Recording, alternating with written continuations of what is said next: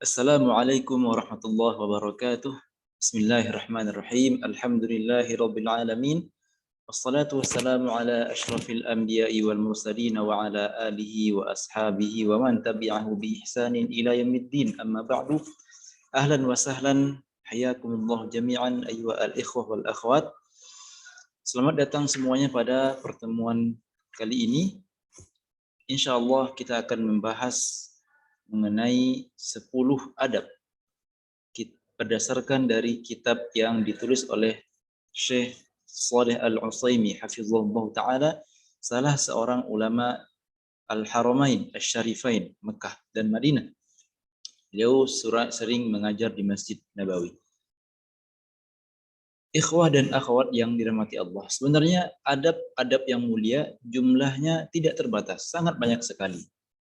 Namun di antara sekian adab, ada beberapa yang sering terulang dalam kehidupan kita sehari-hari, sering kita temui.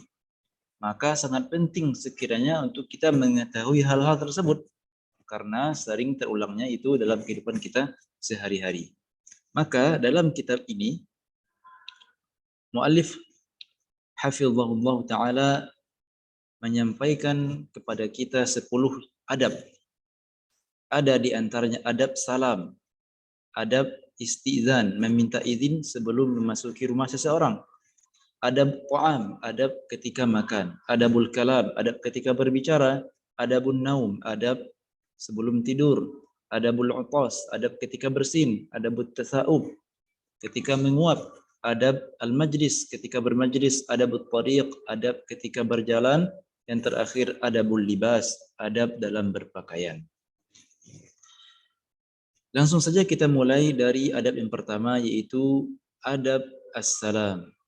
Beliau hafizahullah ta'ala menyebutkan dalam kitabnya, Al-awwal idza laqita musliman fasallim alaihi qailan assalamu alaikum warahmatullahi wabarakatuh. Wa in sallama alaika faqul wa alaikumussalam warahmatullahi wabarakatuh. Yang pertama adalah mengenai adab salam. Beliau mengatakan, jika kita bertemu dengan seorang muslim, maka ucapkanlah salam kepadanya sambil atau dengan mengucapkan assalamualaikum warahmatullahi wabarakatuh. Dan jika dia mengucapkan salam kepadamu, maka balaslah dengan waalaikumsalam warahmatullahi wabarakatuh. Pada adab salam ini ada 3 poin pertama yang dibahas oleh sang penulis. Pertama adalah ketika kita bertemu seorang muslim. Ketika kita bertemu seorang muslim, maka disunnahkan bagi kita mengucapkan salam. Disunnahkan bagi kita mengucapkan salam. Kapan itu? Ketika kita bertemu. Maka ternyata ketika kita bertemu tidak hanya berjabat tangan, tidak hanya mungkin ada yang berpelukan, tetapi juga disunnahkan untuk mengucapkan salam satu sama lain. Dan yang paling baik di antara kedua orang yang saling bertemu, yang paling baik di antara keduanya adalah yang pertama kali mengucapkan salam kepada temannya. Jadi di antara adab dalam Islam adalah mengucapkan salam. Waktunya ketika kita bertemu dengan seorang muslim, tentunya dengan saudara sesama muslim. Nah, pertemuan ternyata terbagi dua. Pertemuan ada 2 macam. Ada pertemuan yang namanya pertemuan hakiki. Ada pertemuan hukmi. Pertama, pertemuan hakiki. Pertemuan yang sebenar-benarnya. Yang real, yang real. Pertemuan yang tanpa ada batas. Sedangkan yang kedua, pertemuan hukmi. Seperti pertemuan-pertemuan dalam media sosial. Baik itu telepon atau mungkin dalam saling mengirim pesan. Jadi pertemuan hukmi itu adalah pertemuan yang ada lawan batas antara kita dengan lawan bicara kita. Tetapi pertemuan yang kedua ini yang walaupun ada batas, dipisahkan oleh jarak, tetap diberikan hukum pertemuan yang hakiki. Maka dari itu, kalau kita bertemu teman melalui telepon atau media komunikasi lainnya, dianjurkan bagi kita untuk memulai pertemuan itu dengan mengucapkan salam kepada teman kita. Kemudian beliau mengatakan jika bertemu seorang muslim, ternyata syarat kita mengucapkan salam kepada orang lain itu adalah orang yang kita temui itu berstatus beragama Islam. Jadi hanya boleh mengucapkan salam kepada sesama kaum muslimin. Karena mengapa? Karena ada larangan dari Rasulullah SAW, sang baginda, sang teladan kita, ada larangan dari beliau supaya kita tidak mengucapkan salam kepada orang kafir, kepada orang yang bukan beragama Islam. Kemudian yang kedua, beliau mengatakan dengan mengucapkan Assalamualaikum warahmatullahi wabarakatuh. Menjelaskan lafaz apa yang kita ucapkan. Maka ucapkanlah ucapan ini Assalamualaikum warahmatullahi wabarakatuh. Namun sesungguhnya ternyata ucapan salam ini mempunyai tingkatan-tingkatan. Ada 3 tingkatannya. Paling kurang mengucapkan Assalamualaikum. Tingkatan kedua, Assalamualaikum warahmatullahi. Yang ketiga dan yang paling sempurnanya adalah Assalamualaikum warahmatullahi wabarakatuh. Barang siapa yang mengucapkan bentuk yang paling sempurna ini, maka ia akan mendapatkan 30 pahala. Karena ada hadis dari Rasulullah SAW yang menyampaikan demikian. Ma'asyiral muslimin, teman-teman sekalian, adapun hukum mengucapkan salam sebenarnya hukumnya sunnah. Nah, sebenarnya hukumnya sunnah. Jadi kita punya derajat atau tingkatan hukum, wajib, sunnah, mubah. Nah, mengucapkan salam ini hukumnya sunnah. Memang tidak sampai kepada derajat wajib sesuai kesepakatan para ulama. Nah, hukumnya adalah sunnah. Kemudian tadi kita katakan bahwasanya ucapan yang paling sempurna itu adalah mengucapkan ketiga-tiganya Assalamualaikum warahmatullahi wabarakatuh. Kemudian yang ketiga, beliau menyampaikan kepada kita, jika dia mengucapkan salam kepadamu, maka balaslah dengan waalaikumsalam warahmatullahi wabarakatuh. Ini di sini beliau menjelaskan tata cara menjawab salam dengan mengucapkan waalaikumsalam warahmatullahi wabarakatuh. Inilah yang paling sempurnanya. Namun jika kita cuma mengucapkan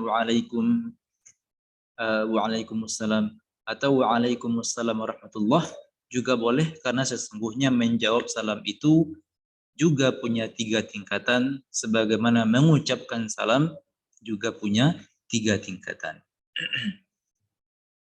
Namun yang menjadi titik yang cukup penting di sini adalah ternyata menjawab salam itu hukumnya wajib. Ini disepakati oleh para ulama. Wajib bagi kita menjawab salam. Namun, bagi siapa yang terkena kewajiban menjawab salam, ternyata tergantung keadaan. Kalau orang yang diberi salam, kalau orang yang diucapkan salam kepadanya jumlahnya 1, maka bagi orang yang 1 ini menjawab salam hukumnya adalah fardhu ain.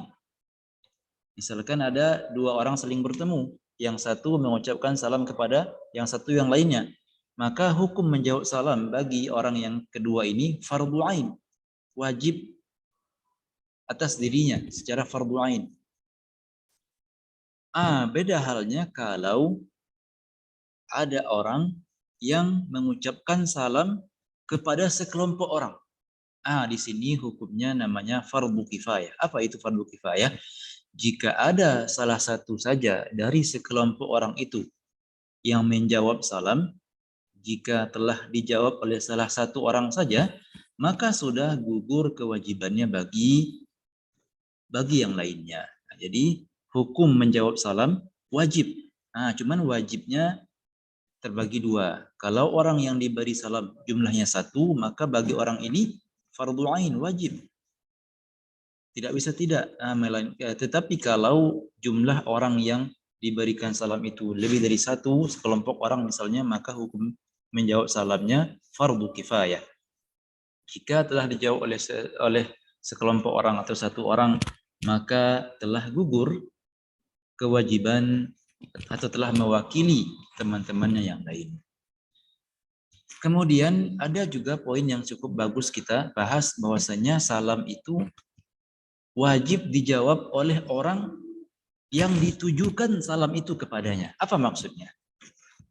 Bil misal yattadihul maqal. Dengan permisalan perkataan itu menjadi jelas. Misalnya ada orang yang duduk di dalam masjid di sisi kiri misalnya, di sisi kiri masjid.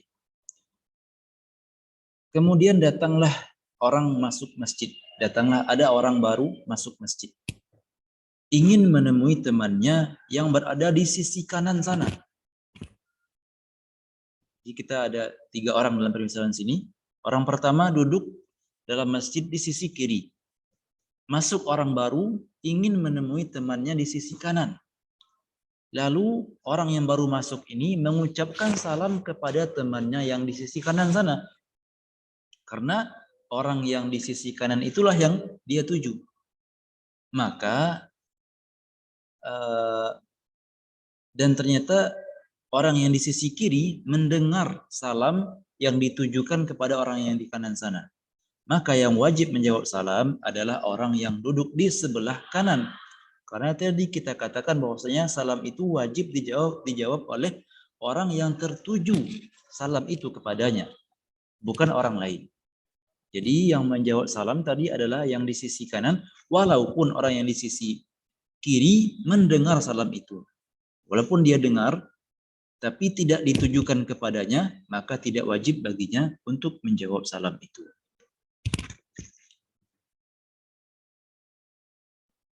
Jadi itulah inti dalam pembahasan kali ini mengenai adab salam. Pertama, kapan kita mengucapkan salam, yaitu jika kita saling bertemu satu sama lain. Pertemuan ada 2, pertemuan yang hakiki, yang sebenar-benarnya, ada pertemuan yang maknawi, ada pembatas, ada jarak. Namun kedua-duanya mempunyai hukum yang sama. Tetap pertemuan itu dimulai dengan Assalamualaikum. Tingkat mengucapkan salam. Lafaz yang kita ucapkan Assalamualaikum warahmatullahi wabarakatuh, dan dia punya 3 tingkatan.